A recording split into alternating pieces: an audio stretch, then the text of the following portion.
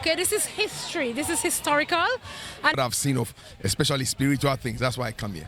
So if you don't mind, one single black man in this picture, and we black people promote this kind of stuff. Why? So my question to you is, what are you here today for? Well, I come here to Speaker's Corner most frequent Sundays to come and speak what I believe, my experience in life and what I've seen of especially spiritual things. That's why I come here. So if you don't mind, could you please tell us what is your belief? Well, I come to believe that a human being is more than a body. A human being is a spirit, he has a soul, and he lives in the body. So we are three in one. You know, that's why you can die, the body will be here, but the person who was living in the body comes out of the body. And I get those beliefs from the Bible. That's what I believe, that a human being is three: spirit, soul, body. And I come to share that here. So the human being is three. Yes, three in one.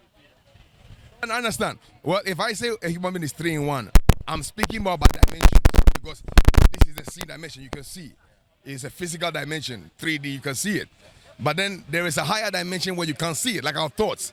We can't see our thoughts because they are invisible. They belong to another world. But they are real because you are thinking, and you can tell that thoughts are coming to your mind. So the thought realm is a higher dimension. We call it fourth dimension.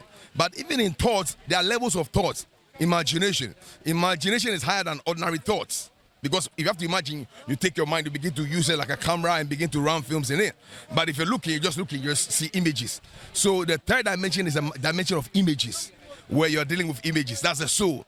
Our soul deals with images, but our spirit deals with more like imagination, harder substance, like more real. In fact, from what the Bible teaches, the invisible world controls the world we see. So what you're seeing here is coming from another world into this world, Which is? which is a spiritual world. It's almost like even your thoughts. Before you do something, you think and then you do it. But nobody can see your thoughts. It's a higher dimension. But if somebody could read your thoughts, it means they've come into that dimension. And there are people who can do that. There are people who can read people's minds. It's because they've developed themselves so much that they can use their mind to look into somebody else's mind, like hacking. Like computers. People can hack people's mind. Yeah. So all right, so this is telling us about the final superpower that is going to rule the world. Okay, this is history. This is historical, and this is a vision that Daniel, the prophet in the book of Daniel, talked about, where he saw in vision, he saw this image of gold. Okay, and there was the head, which was of gold, and the breast and arm was of silver, and then the thigh of brass, and then the feet of iron and clay. And this is prophetic. Okay, so if you look at the head of gold here, this was the time when Babylon, the kingdom, it ruled from BC 605 to 533. And this is where Nebuchadnezzar, he was the emperor that was ruling the world. That kingdom, after that kingdom passed, it went on to the next kingdom, which was Persia. This was from BC 539 to 331, and the Medes and the Persians, they conquered and they suppressed Babylon kingdom. Then after that kingdom, we had the thigh of brass, which was represented Greece in our world today, and that was from BC 331 to 168. This represented the Greece Macedonian Empire, where Alexander the Great was, and he conquered the Persian Empire. Okay, and then right now we are in the feet of iron and clay, and this represented the period of AD 476 to now, which is present, our present world. Okay, so now we are right down at this point here, where we have the feet of iron and clay, and it talks about the kingdoms of this earth. Very soon, in the vision, a stone is going to cut off without hand, and it's going to destroy this image. As you see the picture here, and when that stone cuts out, it is going to be cut off from an unseen hand, destroy this image, and that is going to break this image into little pieces, and it is going to be blown away. And then the creator of this world, the God of heaven, he is going to come and set up his kingdom. So basically, right, this is a Roman Empire. So what this got to do with the Bible? Is it like a bit like, I don't understand the full story of it, but this is the future, you're saying? Yes, This is written in the Bible in the book of Daniel. So what this man got to do in the future? Oh no, this is a dream. It's a dream that the king had, and this is what he saw in vision. Okay? Now this is prophetic. So a prophetic something has symbols to represent something that's gonna happen literally.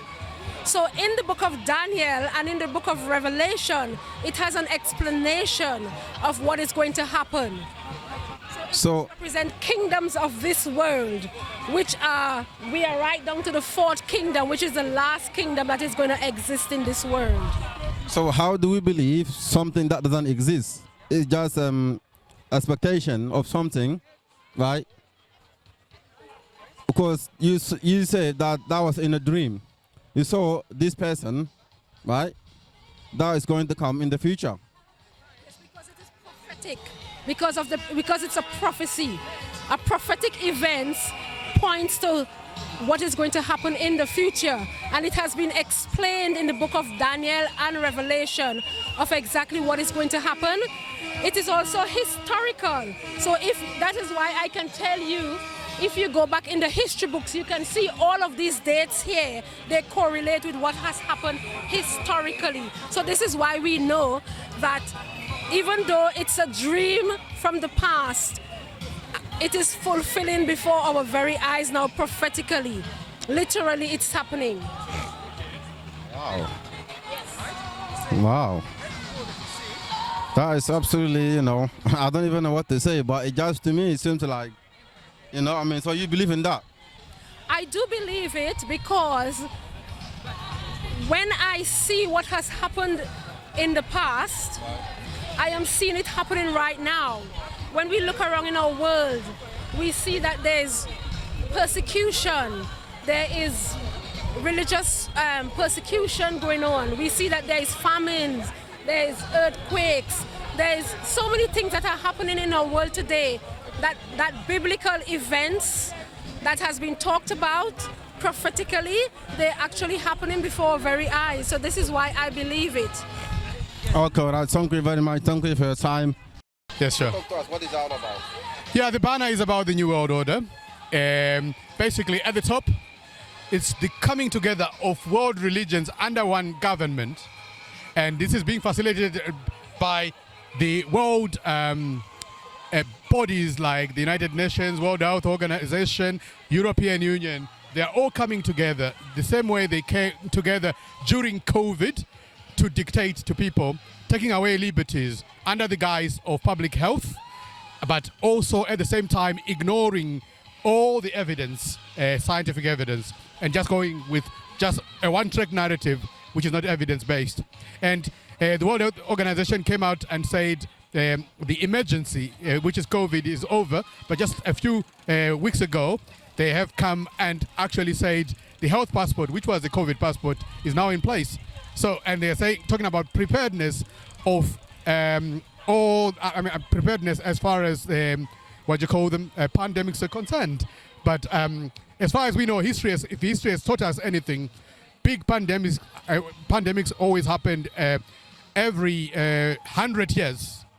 But strangely, Mr. Bill Gates managed to predict not just COVID, but right now he's saying by 2024, 2025, we are going to have another contagion. But there is evidence that has been ignored, which is basically these things are being manufactured in a lab, in a laboratory. They are manufacturing these things. A lot of money is being taken, but more importantly, freedoms are going. Hence these ULAs, smart cities, digital cameras, and now the IMF has come up with a global, international digital currency. Then you got smart cities, 15-minute cities. We got, like I say, digital currencies, digital ID, which Mr. Tony Blair and William Hague were pushing, and it's now been put in place. But the next pandemic will be a serious one because it will be the one that will shape what they want. And this is a religious war. It's got nothing to do with science. It's got nothing to do with public health. It's a religious war. It's a total onslaught on the freedom of the people.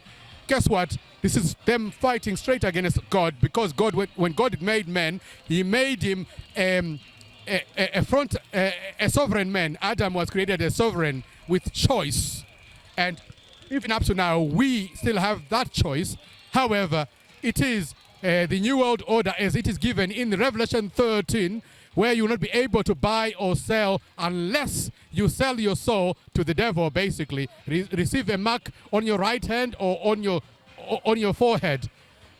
What that is, I will not be able to say in this video. However, you can study it in Revelation 13 in the Bible, or you can visit the internet, YouTube, and read a book called The Great Controversy. It explains it in the most lucid, most clear way that even a blind man can see it. My last question to you is, why when there is no one single black man, in this picture, right? There's not one single black man in this picture, and we black people promote this kind of stuff. Why?